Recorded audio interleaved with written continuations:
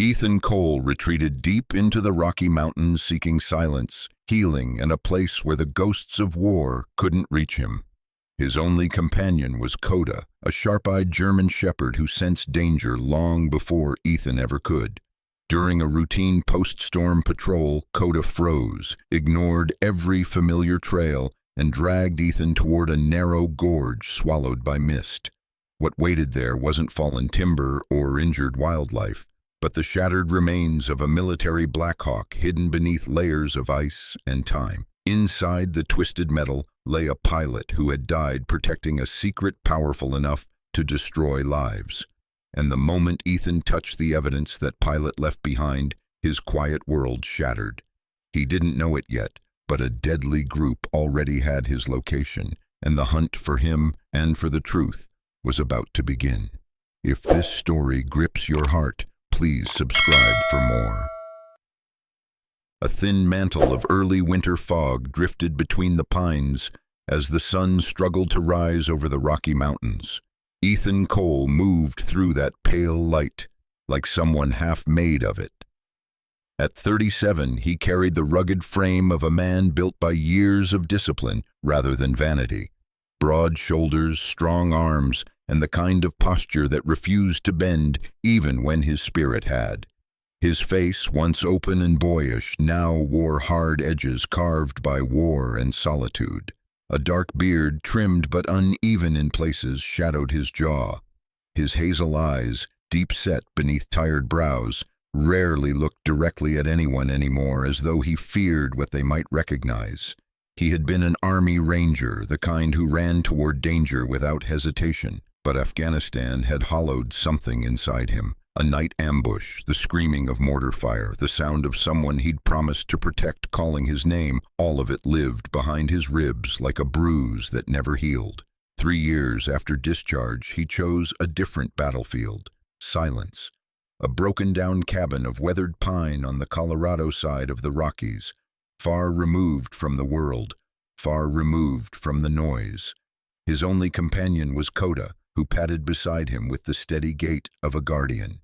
The German shepherd, 4 years old, large but agile, had a coat of black and deep tawny brown that glimmered even in the weak mountain light. His ears stood perpetually alert, the posture of an animal that felt the world rather than simply observed it. Coda had an extraordinary ability to sense Ethan's emotions.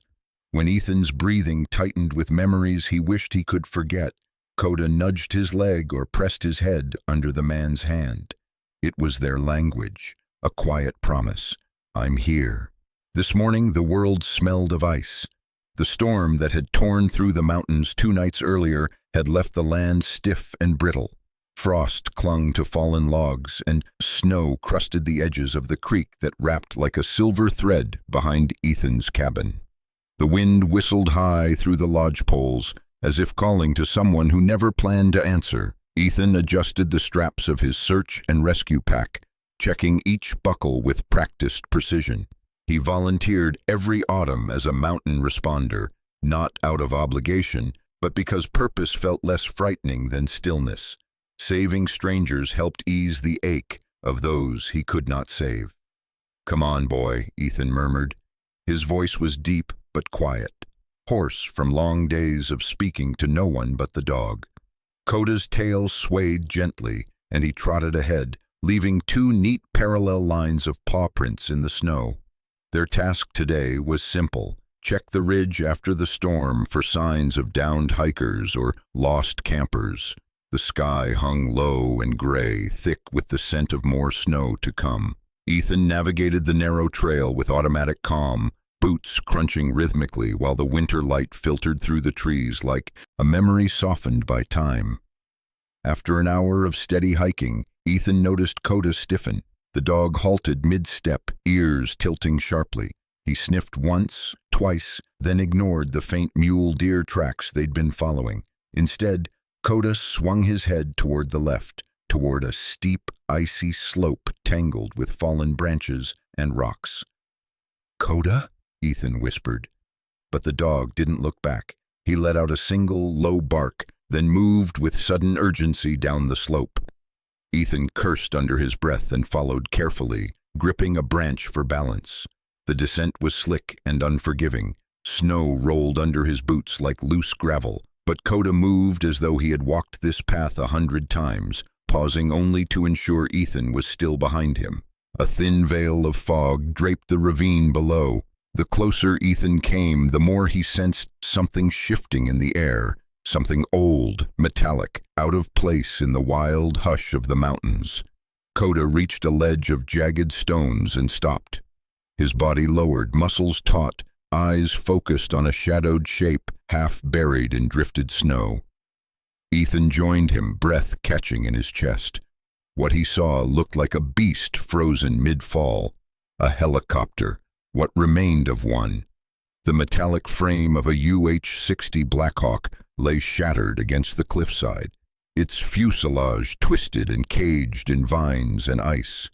The tail boom was snapped clean off, lodged in a tangle of collapsed trees. The rotor blades were broken, bent like ribs of some long-dead creature. Moss, lichen, and snow had claimed the machine, wrapping it in a shroud of white and green. It had clearly been here for years, decades maybe. Ethan moved closer, boots sinking into the snow. Something tightened in his throat, the unmistakable feeling of standing at a grave that was never meant to be found. He brushed aside frost on the shattered cockpit window and peered inside. There, strapped into the pilot's seat, slumped forward in the eternal stillness of death, was a skeleton in a decayed flight suit. Ethan swallowed hard. Not a hiker, not an accident anyone ever reported. Coda let out a soft whine, not fear, but a strange, mournful recognition of tragedy. Ethan forced the cockpit door open with a grunt. The hinges protested, metal screeching like a wounded animal. Inside, he saw a faded name patch, still clinging to the remains of the flight suit. Captain Marcus Blake. The name meant nothing to Ethan personally, but something in it echoed with weight. A man who had lived, served, and vanished without the world knowing where he'd fallen. Ethan's pulse slowed, a mixture of sorrow, reverence, and the cold stirring of intuition, whispering that this discovery was far more than it appeared. Then he noticed a thin metallic outline beneath the pilot's ruined seat, a panel slightly raised, a hidden compartment. Ethan pried it open. Inside lay a compact military-grade hard drive, encased in waterproof housing, far too pristine to be ordinary salvage. His instincts sharpened instantly. Men didn't hide things like this unless they desperately wanted them found, or desperately wanted to keep them away from the wrong hands. Ethan held the device in his palm, feeling its surprising weight. Coda stood beside him, silent now, amber eyes fixed on the drive, as though sensing the shift in Ethan's heartbeat. Something old and dangerous had just awakened, and deep in his bones, Ethan knew nothing in his quiet mountain life would ever be simple again. The cabin creaked under the weight of the night wind as Ethan Cole pushed the door open, boots thudding softly against the worn floorboards. The sky above the Rockies had faded into a cold, bruised purple, and the temperature was dropping fast, sharp enough to sting his lungs with every breath. Coda slipped in first, shaking the snow from his black and tawny coat, ears twitching as he scanned the dark corners of their home the way he always did after a long day outside. His instincts had never been wrong, and tonight they felt even sharper. Ethan sensed that, too. Something followed him home, not physically, but in the quiet, in the weight of the hard drive tucked inside his pack. He pulled off his gloves, fingers stiff and reddened from the cold, and set the military-grade drive onto the small wooden table beside his old, thick-bodied laptop. The machine was outdated, heavy, and built more like a brick than a computer, but it had one important advantage. It connected to the outside world, through a satellite antenna bolted to the cabin roof, a lifeline he rarely used, but tonight he needed it more than he wanted to admit. Coda settled near the fireplace, though his gaze never drifted far from Ethan, ears high, muscles poised. Ethan gave him a reassuring pat on the head before turning back to the laptop. Easy, boy, just data, nothing that bites. The lie tasted thin. He inserted the hard drive. Immediately the laptop hummed awake, screen glowing with a pale light that made the cabin seem smaller. A series of encrypted prompts blinked across the display, complicated enough to make Ethan frown. Marcus Blake, whoever he had been, hadn't wanted this information accessed by just anyone. Ethan began working through the layers with patience forged from years of military logistics training. His fingers moved quickly, occasionally rubbing his temple when memories intruded. Brief flashes of another desert, another night, another encrypted file he hadn't cracked in time to save a teammate who trusted him. The past clawed at him, threatening to drag him backward. Coda let out a low hum of concern. Ethan forced a slow exhale. I'm fine. This time, at least, he had the chance to finish what someone else started. After 30 long minutes, the screen suddenly shifted. Files opened like blooming, poisonous flowers. Ethan leaned forward. The first folder was labeled Manifests. Inside were shipping logs, American weapons, high-end gear, state-of-the-art tech, surface-to-air missiles, elite sniper systems, quantum-encrypted radios not even widely deployed yet, all supposedly destined for a U.S. military base in Europe. But the routing codes were wrong, not sloppy wrong, intentionally altered wrong, precisely disguised, perfectly forged. This wasn't a misplaced shipment. This was a covert pipeline. Ethan clicked another folder. Comms. A woman's voice filled the cabin, clear, cold, controlled. She spoke as if discussing the weather rather than weapons capable of leveling cities. The other voice, thick Eastern European accent, discussed delivery windows and acceptable losses with chilling nonchalance. Ethan felt anger rise, hot, unfamiliar after months of emotional numbness. The war had taken too much from him. The idea that Americans were now selling death to those who had once tried to kill him made his stomach twist. He clicked the final folder. Intel. A single video file stared back at him. He hesitated, then opened it. A sleek office appeared. Glass walls, minimalist decor, an expensive Mountain View skyline behind it. At a desk sat a woman in her late 40s, Victoria Hale. She had the kind of presence that filled a room even without sound. Tall, angular, raven black hair cut in a sharp bob. Her complexion pale and immaculate, the kind that suggested wealth, power, and the certainty that neither would ever be taken away from her. Her suit was tailored in a dark slate color, the kind of understated luxury that whispered confidence rather than shouted it. Her eyes, icy gray, gave nothing away. But Ethan had seen eyes like that before. Officers who sent men into danger without flinching. Strategists who viewed casualties as necessary adjustments. Victoria Hale had that same hollow efficiency. She was speaking to a man whose face never entered the frame, but his voice matched the recordings. Accented, smug, too casual for the gravity of their deal. She calmly confirmed quantities, prices, delivery routes. She even joked lightly when the man asked if she feared repercussions. "We build wars," she said. "We rarely lose them." Ethan closed the laptop slowly, fingers trembling, not from cold, but from the certainty that this woman and this corporation had blood on their hands. Nonsense. Marcus Blake must have discovered this betrayal, tried to stop it, and paid the price. A sudden flicker on the laptop screen made Ethan pause. A system alert, brief, strange, then gone. He frowned and checked his connection, but everything seemed normal. Coda's ears snapped upright. The dog stared toward the window as though something invisible had brushed past the cabin. "What is it?" Ethan whispered. Coda padded softly to the door, sniffing, muscles quivering. As Ethan watched him, realization crept into his mind like ice water down his spine. Accessing classified files required authentication. Authentication triggered logs. Logs triggered responses, and locked files often had hidden fail-safes. Fail-safes that sent alerts. Alerts that transmitted coordinates. Ethan stared at the blank screen. "I didn't just open the drive." He exhaled sharply. I lit a beacon. Somewhere far from the Rockies, under artificial lights and polished floors, someone looked at a screen now displaying a new blinking dot. His cabin, his life, his mistake.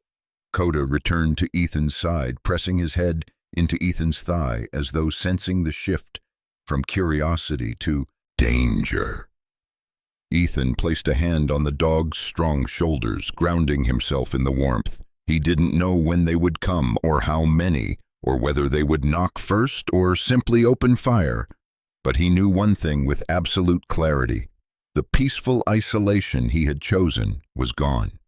He wasn't alone anymore. He wasn't invisible, and the hunters had just found his trail.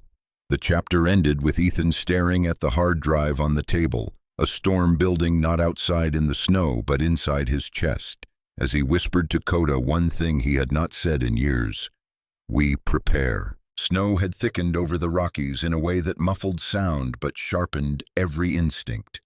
By the third day after Ethan Cole accessed the hard drive, the sky turned the color of tarnished steel and the wind carried an unnatural edge. Ethan felt it first as a weight in his chest, a soldier's intuition that danger was no longer approaching. It was already here.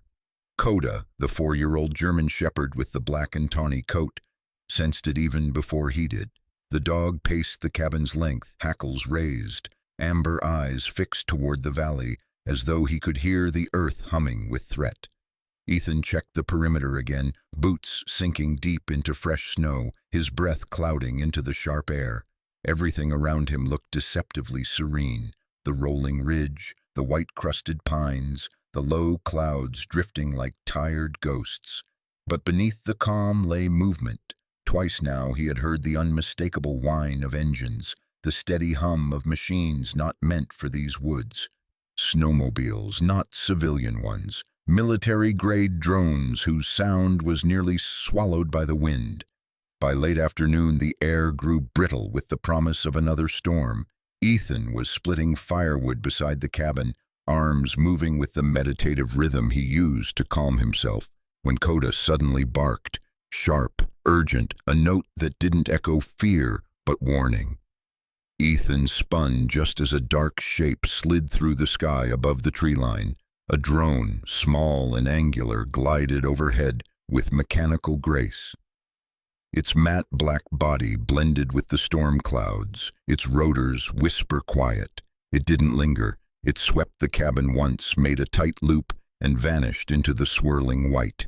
Ethan felt a coldness deeper than winter sink into his bones. "They found us," he whispered. The wind picked up, rattling the cabin windows with the brittle fingers of the coming storm. Coda pressed against Ethan's side, whining low. Ethan rested a hand on the dog's neck, grounding himself. "We knew this could happen. Stay close." As night fell, snow came in dense sheets that blurred the world into shifting shades of gray. The storm howled, wrapping the cabin in a shrieking cloak of ice. Ethan extinguished every lantern except one, leaving shadows to swallow the walls. He checked his weapons. His old bolt-action hunting rifle, worn but reliable. The Colt 1911 with a scratched slide but a steady firing pin, 3 magazines, a small bundle of emergency flares, and the hard drive now tucked inside his rucksack beneath layers of clothing. Coda lay near the door, body taut, ears swiveling. Midnight crept in, carried by the blizzard. Ethan listened. The storm was loud, but not loud enough to hide the first unnatural sound. Heavy footsteps crunching frozen snow, slow, deliberate, more than one set. Then came the faint metallic click of a safety being adjusted. Ethan felt every muscle tighten.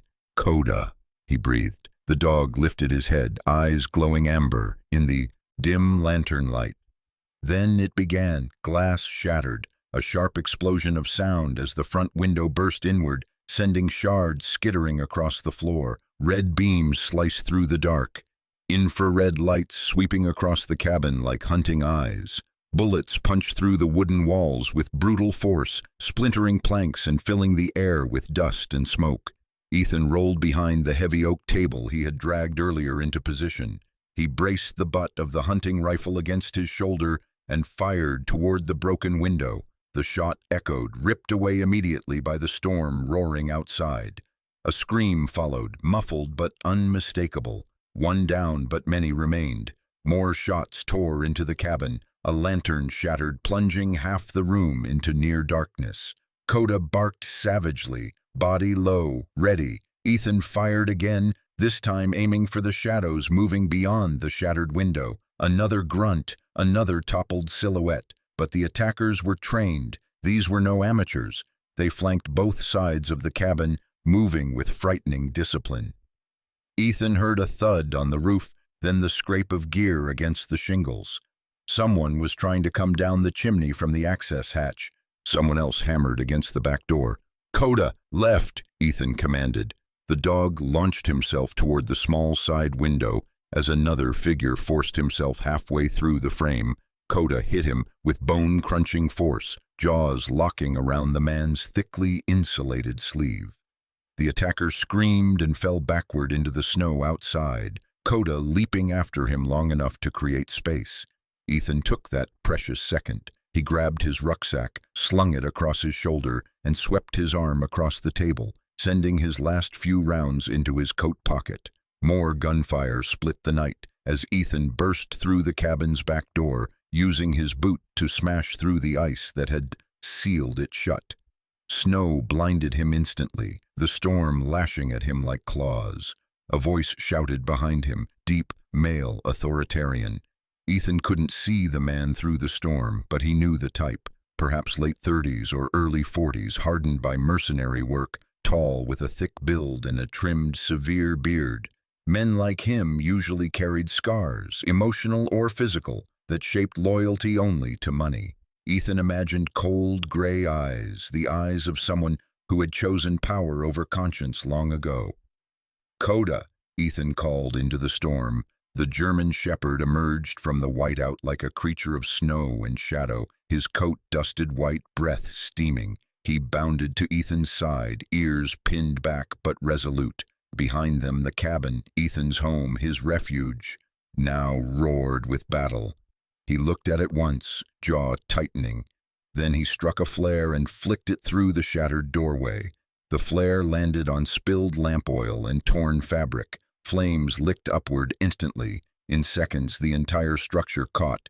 Fire orange and gold against the storm's silver fury. The cabin roared like a beast awakening, flames cracking under the assault of wind, but spreading with ruthless speed. It was bait now, a distraction, a funeral pyre. Everything he had built there, his solitude, his peace, burned behind him. Ethan grabbed Coda's collar. "Move!" They plunged into the blizzard, sliding down the icy slope behind the cabin. Wind tore at Ethan's coat, the cold burning his face. Coda stayed just ahead of him, guiding their descent with instinct more reliable than sight. The storm swallowed their tracks within moments, erasing them as though Ethan and Coda had never existed.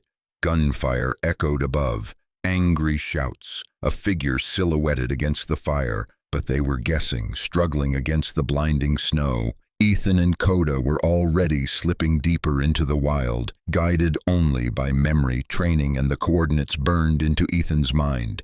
Coordinates the hard drive had revealed, pointing toward a waterfall hidden far in the mountains. Their journey into the unforgiving wilderness had begun, and Ethan knew with chilling certainty he and Coda were no longer residents of these mountains. They were prey, but prey with teeth and the will to survive. The fourth night in the wilderness had bled into the fifth dawn before Ethan Cole and Coda finally reached the valley carved out of ice and stone. Snow had stopped only hours earlier, leaving the world sharpened and glistening beneath a sky drained pale blue by the cold. Ethan's beard, dark and rugged, streaked with frost, felt stiff against his skin. His hazel eyes, once warm, had narrowed with exhaustion and vigilance. Beside him, Coda's black and tawny coat bristled with every shift of wind, every whisper of movement hidden beneath the ice-laden silence. The valley opened before them like a forgotten cathedral. A towering waterfall spilled from a cliff of frozen granite, half of its flow hardened into icicles thick as arms. the other half plunging into a deep, mist-cloaked pool. The air trembled with the steady roar of water and the faint hiss of ice cracking under temperature shifts. Ethereal wisps of vapor drifted around them like lost spirits. Ethan checked the coordinates again, etched into his memory and scribbled onto the corner of a damp map. Marcus Blake had marked this place for a reason. The entrance to the hidden path had to be here. Coda padded forward, snow crunching beneath his paws. He sniffed the air, then circled toward the right side of the waterfall. His ears twitched once, sharp and certain, and he let out a quiet bark. Ethan followed. Behind the shimmering curtain of icy spray, nearly invisible in the dim morning light, was a slit in the rock. A narrow passage, hardly wide enough for a man. Coda pushed his nose into the gap. Ethan exhaled a shaky breath. "Good boy, let's go." He squeezed through, cold water soaking his coat. Inside, the temperature dropped even farther. The passage wound downward into a natural ice cavern, a maw of translucent blue walls that stretched like frozen ribs. Light refracted strangely across the ice, bathing the cavern floor in ghostly hues. Coda walked ahead, every muscle alert, tail lowered but steady. Further in, the cavern connected to rough concrete and rusted pipes, a sudden human intrusion into the natural beauty. Ethan recognized the architecture immediately. Maintenance tunnels, the old hydroelectric facility Marcus had mentioned, long abandoned, carved deep into the mountain decades ago, now given over to darkness, rot, and silence. They moved carefully through the corridors. Ethan's boots crunched on debris. Coda's paws landed silently on the cold floor. After several minutes, they entered a chamber carved into the stone, a supply room, dry and sheltered, untouched for years. Wooden shelving had collapsed into heaps, and rusted barrels lay scattered, but in the center of the room was something impossibly out of place, a black pelican case sealed tight. Ethan knelt, brushing dust from the lid. The latches released with a click. Inside lay the truth Marcus Blake had died to protect. Hard copy documents in waterproof sleeves, a backup drive, and a handwritten note, tucked inside a small envelope. He unfolded it. Marcus's handwriting was steady, controlled, the script of a pilot used to logging coordinates and mission briefs. "If you're reading this, you found the path. Sentinel Dynamics has corrupted the chain of command. Assume no official channel is safe. The only person I trust is Daniel Reed, freelance investigative journalist, stubborn, principled, and already chasing Sentinel's shadow. Reach him and be warned. Hale has eyes where you least expect them."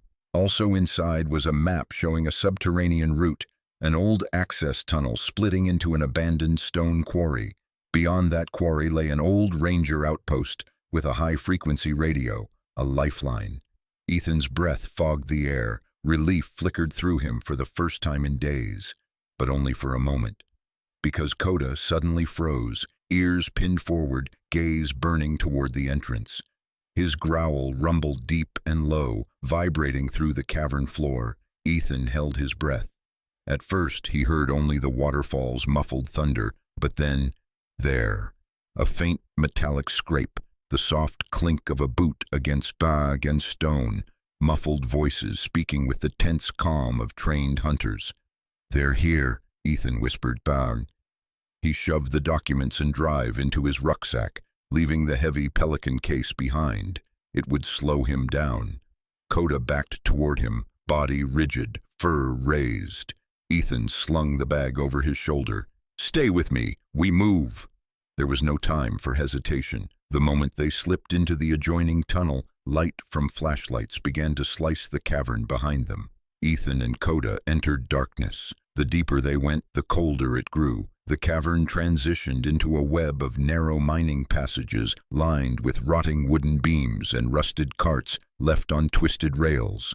The earth smelled of damp stone and old timber soaked in silence. Coda led with uncanny precision, turning left before Ethan could hear distant footsteps, stopping before Ethan sensed trip hazards. Ethan trusted him implicitly, the bond between them forged through crisis and solitude. When the first mercenary entered the passage behind them, his flashlight beam wavering across the beams, Ethan acted fast. He waited until the man passed under a beam weakened by rot. A well-placed shove with a loose timber sent the beam collapsing downward. The mercenary barely had time to gasp before the weight pinned him, knocking the rifle out of his hand. Ethan grabbed the rifle, a compact suppressed assault carbine, and kept moving. Another voice echoed distantly. "Target moving north tunnel, fan out." Coda pressed close to Ethan's leg, ears tuning to every echo. The dog suddenly darted ahead, stopped, and pawed at a ladder leading to a higher service walkway. Ethan climbed quickly, boots slipping on frost-coated rungs. From above, he spotted another mercenary moving cautiously. The man was tall and compact, perhaps mid-30s, clean-shaven, with sharp cheekbones and brown hair cropped close to the skull. He moved with a stiffness suggesting an old injury, likely military background, maybe dishonorably dismissed. His expression held the bitter focus of someone who blamed the world for every scar life inflicted. When he aimed his weapon down the passage, Ethan stabbed downward with the butt of the stolen rifle. Wood splintered, the walkway cracked, and the mercenary plummeted with a cry, hitting the floor hard. Ethan didn't wait to check his condition. They moved deeper. The tunnels branched like a labyrinth. At every fork, Coda smelled the air, sometimes growling, sometimes pushing Ethan toward the quieter path. Twice, Ethan ambushed pursuing mercenaries using shadows and the uneven terrain, once pulling a man off a narrow ledge, once catching another at a blind corner, striking him unconscious with the rifle stock. They gathered gear from the fallen, a pair of night vision goggles, extra magazines, and a tactical map with marked search patterns. The hunters had become the hunted, and the tide was turning. Hours passed, or minutes. Time lost meaning inside the mountain, but finally the air changed. Armor carrying a faint draft. Coda sniffed hard, then whined, nosing toward a widening passage. Light flickered faintly somewhere ahead, not lantern light, but reflections of moonlight through cracks in stone. The quarry. They had reached it. Ethan tightened his grip on the rifle. "Coda," he whispered. "One more mile, just one." They stepped into the vast, crumbling chamber of the abandoned quarry, its pressurness interior echoing with distant drips of water and shifting gravel. The path to the ranger station, and the radio that could expose everything, lay beyond. But the hunters were not far behind, and the darkness of the mountain still had room for one last battle. The abandoned ranger station emerged from the thinning darkness like a relic clinging to life. Snow crusted its sagging roof, and the walls, once painted forest green, had faded into peeling flakes the color of old moss. Wind sighed through the broken slats of the porch railing, carrying the scent of damp wood and decades of isolation. Ethan Cole, weary and bleeding, pushed the door open with his good shoulder. It groaned as though waking from a long sleep. Coda slipped past him, the German shepherd's black and tawny coat bristling, his amber eyes sweeping the room with practiced caution. The interior was little more than a skeleton of what it once had been. Overturned chairs, a rusted stove, a desk warped by moisture. But in the far corner, half hidden beneath a collapsed shelf, stood a steel locker, its surface mottled with rust. Ethan knelt, jaw tightening as pain stabbed through his wounded shoulder. With his uninjured hand, he tugged the locker open. Inside lay a high-frequency radio, the kind built for brutal conditions and emergencies that rarely came. By some miracle, the battery pack still held a charge. "Come on," Ethan muttered through clenched teeth as he connected cables with trembling fingers. A sharp burst of static filled the room, a sound so alive it jolted hope through his exhaustion. Coda sat beside him, nudging Ethan's leg as though sensing the fragile significance of that single sound. A moment later, a voice crackled through, a woman's voice, low, tired, lightly accented, but not Daniel Reed. "Park County remote line, identify yourself." Ethan steadied his breath. "Not law enforcement. I need to reach an independent journalist, Daniel Reed. Urgent national security matter. I have classified evidence. A pause, a long, tense pause. The woman finally answered, her tone firm but not unfriendly. Copy. Forwarding encrypted channel now. Ethan pictured her, a ranger working night duty, maybe in her 40s, hair pulled back under a worn cap, the kind of professional who had seen too many hikers underestimate these mountains. Someone competent and steady enough not to panic when a stranger called and mentioned national security. The frequency swirled. Then another voice filled the speaker, a man's voice, roughened by fatigue and years of chasing stories no one wanted him to write. This is Daniel Reed. Who is this? Ethan Cole, former Army Ranger. I have evidence. Trojan shipments, secret deals. Marcus Blake died getting this out. Daniel's breath caught on the other end. Ethan imagined him, mid-40s, lean from long nights and too much coffee, dark stubble shadowing his jaw, hair beginning to gray at the temples, eyes sharp beneath lines etched from stress and stubbornness. A man who'd carried the weight of too many truths no one wanted exposed. Send everything, Daniel said. Ethan fed the documents into the scanner one by one, hand shaking as each page slid through the manifest lists, the recorded conversations, the video of Victoria Hale. Composed, elegant, dangerous, selling weapons destined to kill Americans. Transmission received, Daniel murmured. This is going to take down giants. You're going to need backup, Ethan warned, already calling in the clean ones. The clean ones? The few who still remember what the oath means. Static hissed briefly. Then Daniel added, voice quiet, hold your position. Help is coming. Don't die now, Cole. You and your dog did something extraordinary. Ethan glanced at Coda, who leaned gently against his leg. No promises, Ethan said, but he smiled for the first time in days. The rescue didn't come quickly. Snowstorms hid the sky for 2 days, trapping Ethan and Coda inside the ranger station.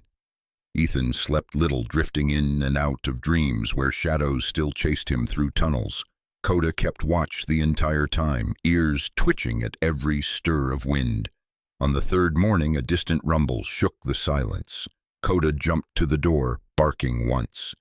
Ethan staggered to his feet, gripping the rifle he'd taken from the mercenaries. But what emerged through the trees wasn't another kill team, it was a convoy. Snowmobiles bearing white and blue FBI rescue markings cut through the drifts, their riders bundled in heavy gear. Leading them was a woman in her mid-30s, athletic but slight, with warm brown skin and dark curly hair tucked under a tactical beanie. Her name patch read Agent Maya Henderson. Her eyes, soft but calculating, scanned Ethan and Coda with the practiced caution of someone who'd met too many liars and too many victims. "You're Ethan Cole?" she asked, stepping forward, breath fogging. "Yeah." She nodded once, gaze lingering on the blood seeping through his shoulder bandage. "Let's get you out of here. You've stirred up a hell of a storm." Coda approached her slowly, sniffing, then sat. Maya smiled. "He's beautiful, loyal too." "Saved my life more times than I can count," Ethan replied. Within hours, Ethan and Coda were airlifted out of the mountains. As they ascended, Ethan looked down one last time at the wilderness that had been his refuge and his battleground. Snow dusted the trees like powdered bone. The path he'd carved with Coda, now erased by wind and time. When they reached Denver, the world was already erupting. News broadcasts blared across every channel. Victoria Hale arrested at dawn in a multi-agency raid. Sentinel dynamics under federal investigation. Multiple high-ranking officials implicated. Evidence traced to fallen Air Force Captain Marcus Blake, hero posthumously honored. Daniel Reed appeared on screen at one point, dark suit, rumpled, hair windblown, eyes fierce with vindication. "This is only the beginning," he said. "Justice for Captain Blake and for every soldier betrayed." Ethan listened from a hospital bed as doctors stitched his shoulder. Coda lay curled beside the bed, his coat freshly brushed by a kind nurse who admitted she preferred dogs to most people. For the first time in years, Ethan didn't feel the mountains closing in around him. He didn't feel hunted, didn't feel hollow. He felt clean. Spring arrived months later. Snow melted from the rocky peaks, revealing new grass and the green shimmer of pine needles. On the charred foundation of Ethan's old cabin, a new one had risen, smaller, sturdier, warm, with freshly cut cedar beams. Volunteers and members of Marcus Blake's family had built it, leaving a brass plaque on the porch, "For Ethan Cole and Coda, for courage born from loyalty." One late afternoon, golden light spilled across the mountains. Ethan sat on the front steps, the heat of a coffee cup warming his healing shoulder. His beard had grown fuller, more even. His hazel eyes, once haunted, now held a quiet steadiness. He felt the wind on his face and didn't flinch. Coda rested at his feet, head on Ethan's boot, eyes half closed but ears still attuned to every sound of the forest. The dog's loyalty, unchanged and unwavering, anchored Ethan more than any home ever had. Ethan looked out at the ridgeline, at the horizon washed in amber. He had faced truth instead of running from it. He had protected instead of hiding. He had found family in a dog who refused to let him fall. Peace, a peace earned through fire, fear, and unbreakable companionship, settled softly over him. And for the first time, Ethan whispered into the wind, "We're home, boy." In the quiet hush that followed their long journey, Ethan finally understood something he had spent years running from. Not every miracle arrives with thunder. Some come on four paws with a loyal heart. Some come as courage you didn't know you still had. And some come as a whisper from God himself. A reminder that even in the darkest mountains, no one walks alone. Because sometimes God sends strength not as lightning from the sky, but as a companion who refuses to leave your side. Sometimes he sends protection not as a burning bush, but as a German shepherd pressing his head into your trembling hands. And sometimes when the world feels cold and merciless, he sends you a reason to stand back up, even when your spirit is tired. If Ethan's story teaches us anything, it's this: miracles still walk this earth. They breathe, they protect, they heal, and they often arrive when your heart is breaking and your hope is fading. So as you go back to your own life, your struggles, your storms, your quiet battles, remember, God sees you, God hears you, and God has a way of placing the right souls in your path exactly when you need them most. If this story touched your heart, please share it with someone who may need comfort today. Leave a comment, hit like, and subscribe so more stories of courage, kindness, and God's quiet miracles can reach those who need them. May the Lord watch over you and your loved ones. May He bless every step you take, and may you always recognize the miracles He places gently in your life. Amen.